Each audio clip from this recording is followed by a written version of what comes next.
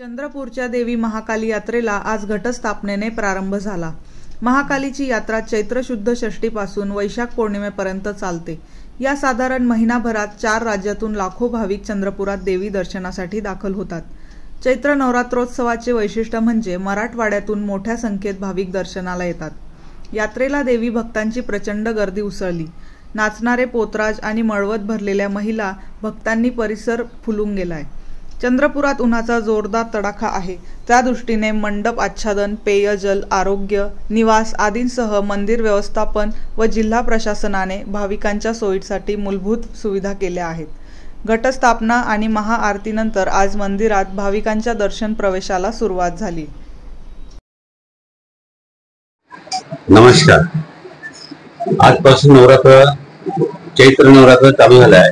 आज षष्टी, आजपासून देवीचा घट बसतो आणि चैत्र नवरात्र चालू राहते। त्याचप्रमाणे आज सकाळी 5:30 वाजता आपला महापूजा झाली, त्यानंतर आरती झाली। त्यानंतर आरतीनंतर आपल्या इथलं पालखी एक निघते की जे एकविराला जाते। इथून हळद खेळत ते घोडा, यावेळी घोडा पण होता सोबत, त्याच्यात सगळे आपले सेवेकरी लोक आणखी भाविक लोक मिळून ते एकविराच्या दर्शनाला गेले। त्याचप्रमाणे आता ही नवरात्र आता हे पौर्णिमेपर्यंत चालू राहणार आहे। पौर्णिमा म्हटलं तर देवीचा महापूजा लास्ट दिवस आहे यात्रेचा। त्या दिवशी आपण रात्रभर देवीचं अभिषेक आणखी आरती, त्याचप्रमाणे पूर्ण शृंगार करतो, कपडे पूर्ण काढून दही दुधाने आंघोळ राहते, त्यानंतर मग आरती राहते। मग त्या दिवशी आपल्या दुपारी मग 1 वाजता मग घट उठतो। त्याप्रमाणे प्रशासन आणखी महाकाली देवस्थानाकडून जे काही भाविकांसाठी सोय आहे ते केलेली आहे। जशी यावेळी फागरची व्यवस्था केली आहे की जेणेकरून रांगेमध्ये पूर्ण फागर लावले आहे की जेणेकरून थोडासा थंडावा राहील।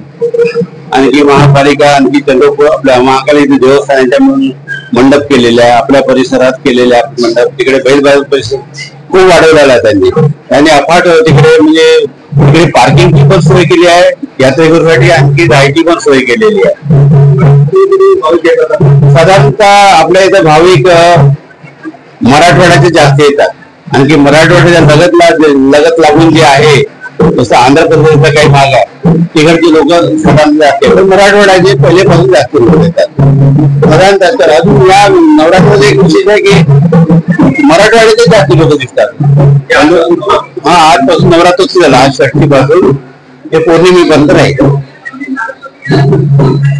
पासून माता महाकाली नवरात्रोत्सवची यात्रा सुरुवात झालेली आहे। या यात्रेकरिता आपण पाहतोय की दरवर्षीच मराठवाडा, साऊथ, आंध्र, तेलंगणा या ठिकाणाहून भाविक मोठ्या प्रमाणात येत असतात। त्या भाविकांचा जो गर्दी असते, त्यांची राहण्याची व्यवस्था आणि कुठलाही कायदा सुव्यवस्थेचा प्रश्न निर्माण होऊ नये याकरिता आपण पोलीस बंदोबस्त लावण्यात येतो।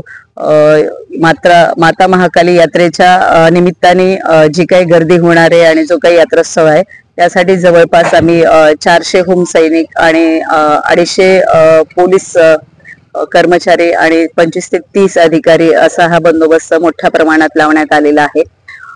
महाकाली यात्रेच्या दरम्यान शांतता राखावी आणि त्या ठिकाणी सुपरविजन राहावं, या ठिकाणी 3 नियंत्रण कक्ष ठेवण्यात आलेले आहेत।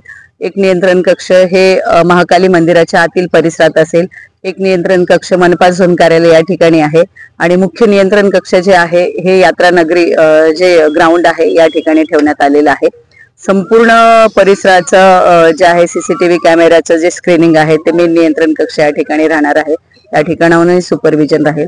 वेगवेगळ्या टीम तयार करण्यात आलेल्या आहेत, त्याच्यात चेन स्नॅचिंग टीम असेल, छेडछाड पथक असेल, पेट्रोलिंग पथक असेल, फिक्स पॉइंट असेल, रांगा दर्शन असतील किंवा शॉपिंग झोन असतील किंवा जे मंदिरात येणारे भाविक आहेत, यात्रेकरू आहेत, त्या ठिकाणी त्यांची राहण्याची व्यवस्था आहे, त्या ठिकाणचा बंदोबस्त, आंघोळीचे ठिकाण आहेत, या सर्व ठिकाणी पोलीस बंदोबस्त हा लावण्यात आलेला आहे।